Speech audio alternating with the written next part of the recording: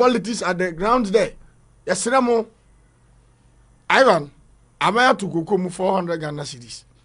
Yanko. I think that my muha ni paba kwa over the years. 92.3. Mine bu mo sabi kwasia pa cocoa farmers. They've not been treated well. And even if you zoom back in the past, now various interventions. I remember those times in secondary school. You see a Friday cocoa scholarship. That's right. It ended up being awarded to a man for a papa named Sebi Baby Cocoa.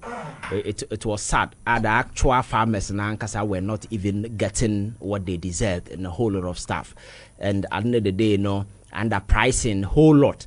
And the cocoa na could do a point here. Obit me the cocoa after 10 years now.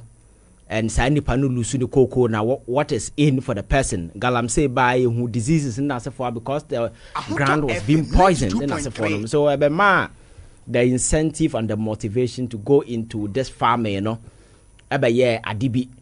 And the sad aspect is that so here history, cocoa has been a major backbone of Ghana's economic transformation since Nkrumah time. There are most of the Nema no Nkrumah in a cocoa sika near the year. But over the years, it's sad. So even cocoa board crana own to me sikam fanto cocoa. Just say a fee be share kobobo and sana ya deba be Obakaya the popular cocoa syndicated loan. That's right. Boom near the babato. The number of cocoa cress yende cocoa tia can yen to me. And the afinibeshi and I the cocoa cat.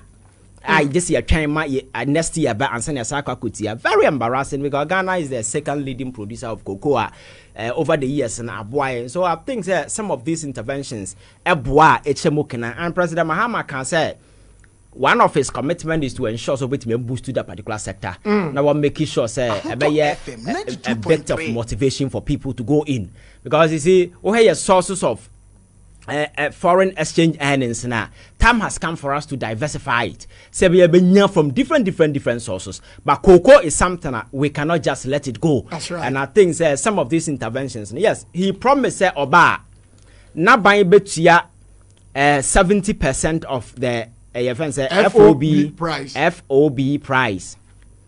Alaska. And I think that whether it is fortunate or unfortunate, you know, farmers. There were a lot of confusion around that. People didn't understand the whole thing. Okay. Alaska said, cocoa at the time or more tomuna. The FOB price, you know, is circulated between $6,500 to $8,000 dollars. $6,500 to $8,500. That is ton, the price of a ton. FOB around. So by the time or more announced price, you know, now it was around $7,000. Okay. $7,000 per ton. Don't forget a ton be a 16 bags. So you can cocoa ton a bag maku 16 and a 1 ton. Good. Enti President Mahama can say a bina osisuno that bakuno tram no sisi akuafo because okoton abonten abokafu oba na obetu omokakakire bi no na ban de ba obe make sure say sika na yakoton abonten no anya hwe emu 70% there obetua ma farmers. Right. And indeed oba no 92.3 he paid 70% of the FOB price to the farmers in the first announcement eba but the ekoye nie samre no mekacha se na $7,000 per ton. $7,000 per ton no 70% na otua no was around $5,800. Okay. $5,800. And fortunately or unfortunately for farmers, you know, and a dollar no G say boom because I didn't yanton okrume koton abonte. That's right. And instead of saying ka you fancy 8,500 no calculator ha bomma me. 6,000 you fancy 5,800 no senka dollar no jira 15 cedis now ko tamsi anka benya somewhere close to 6,000 per bag. Exactly. But enam said dollar no na eso tigidi ebedu 10 cedis no it was pegged at 10 cedis per I think 1.4 or something. Enti $5,800 you know the translation into Ghana cedi will be 58,000. 58,000 divided by 16 bags will give you 32,000. So it means Abinance is your more. We'll give you 3,200. We'll give you 3,200. That's right. So a dollar no ahoɔden na ɛte ba FOB no and ɛno nso ɛboa because ɛma inflation na so stabilize enti no wobɛte ana amanfoɔ te aban ka so ɔbɛtɔ cocoa 7,000 na ɔba you see either politics or ignorance. No, they know.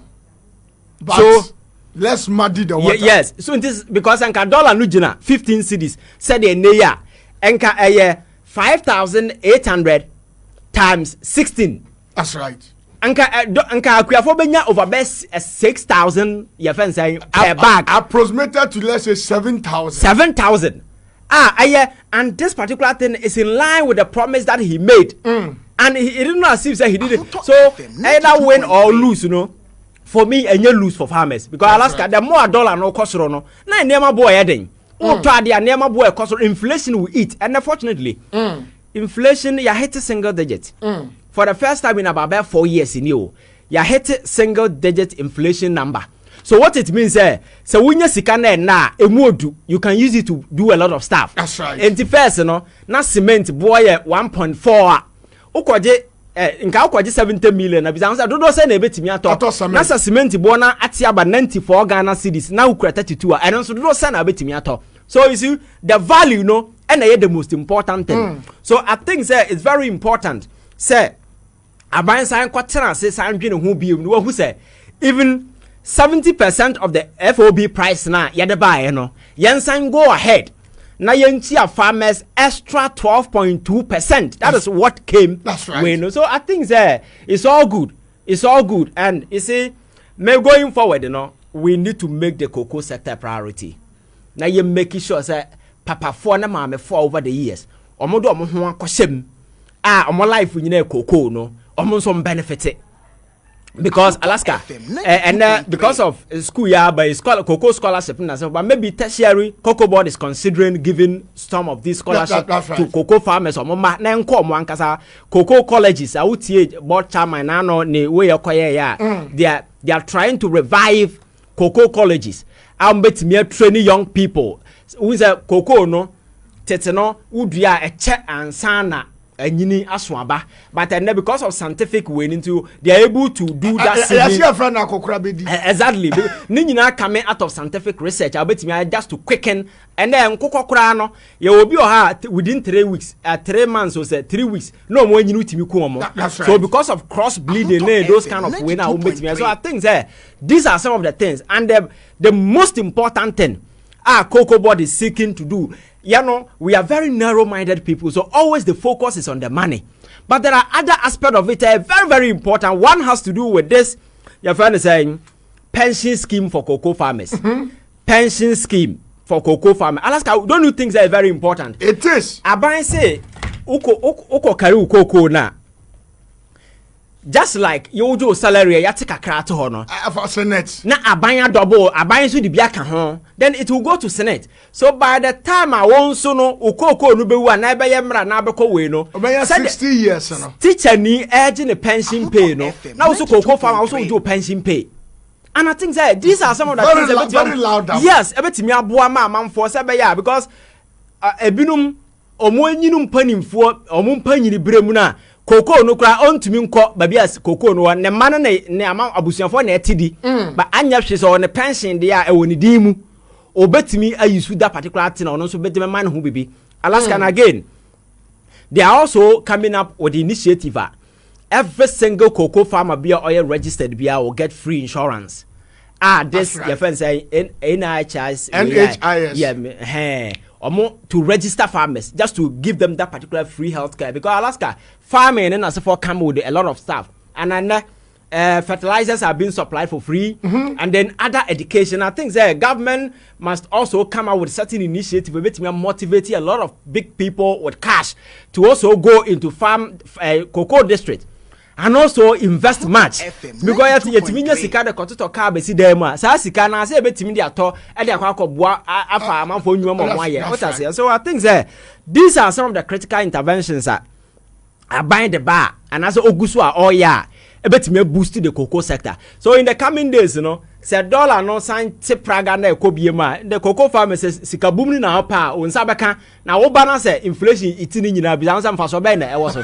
So I think that people should not allow themselves to fall for some of these cheap and unwitty politics. The fact of the matter is that the commitment that the president made, you know, will go by it because or say 70% of the FOB price he's paying. Unfortunately, or unfortunately, no dollar no na. The difference, and then who said there is a need to also come out with extra 400 Ghana. Alaska and so $100. $100. That's a 4,000 I saying. And yesika ketwa. That's right. You know, uhunisa no a yesika a muyedru for especially large scale cocoa farmers or mutimi eye near man and as for them. So I think that over the years, yen try na cocoa sector no and recapture the old glory because say over here the last 4 weeks in here, as a last year I ended September 4th year mean. Na enkrufo no mkoye no mo se yenya 11,000 I think 11,000 tons of right. The same period this year no ya recorded 50,000. It means that there has been a significant increment. The last time I can't say cocoa figures na down and no correct because cocoa farmers in Jan cocoa dua. Cocoa no motor no what the fa kwan ya fan say kwan bone so omo koton omo the fa kwati so koton without going through cocoa board records. That is the simple explanation. And it's been facilitated by Abamumpe. Oh yeah. They were selling the cocoa outside official channels. And on record no, for the first time in the history of Ghana. Na Ghana yenam over 400,000 tons. Obi minya over millions of That's right. Nenya big aban we buy within this short period, we've crossed the 4,000. The sense our tons in the whole. That's close. It shows that clearly people were selling it through Nkwati Kwanza and Usika. Now, about way to make your things was to most a fruit pong copper at the fertilizer across the border. Yeah, that's how you can also president didn't say on the cross Burkina Faso. And your interview a director of communication at the Ghana, the Ministry of Agriculture, not Muse.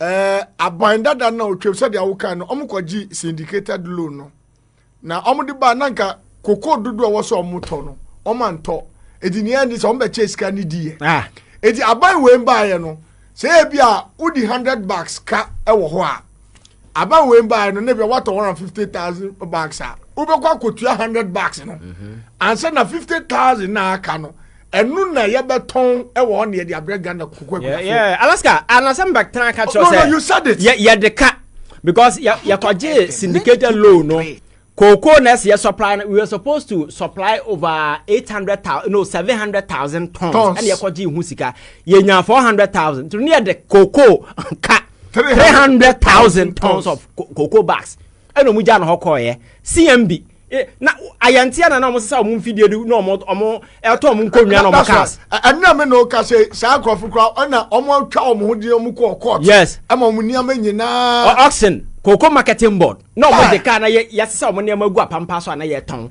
That is the embarrassment they brought, you understand? So I think it's good the president today has seen the need.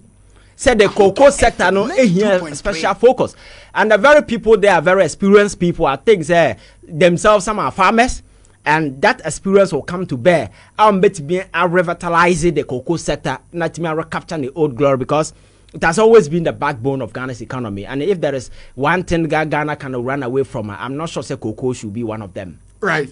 That was Ivan Che Innocent. 10 times tech. And this takes us to 22 minutes into 4 p.m. Sima Makuma Kwedunwe FM 92.3. Abwapa no nanho na yegusuti ko your next item emra anese for say about 14 months ni yentua omo kaye enti mami hwe messages ba ko mienu aba ye besere mo the messages no ba na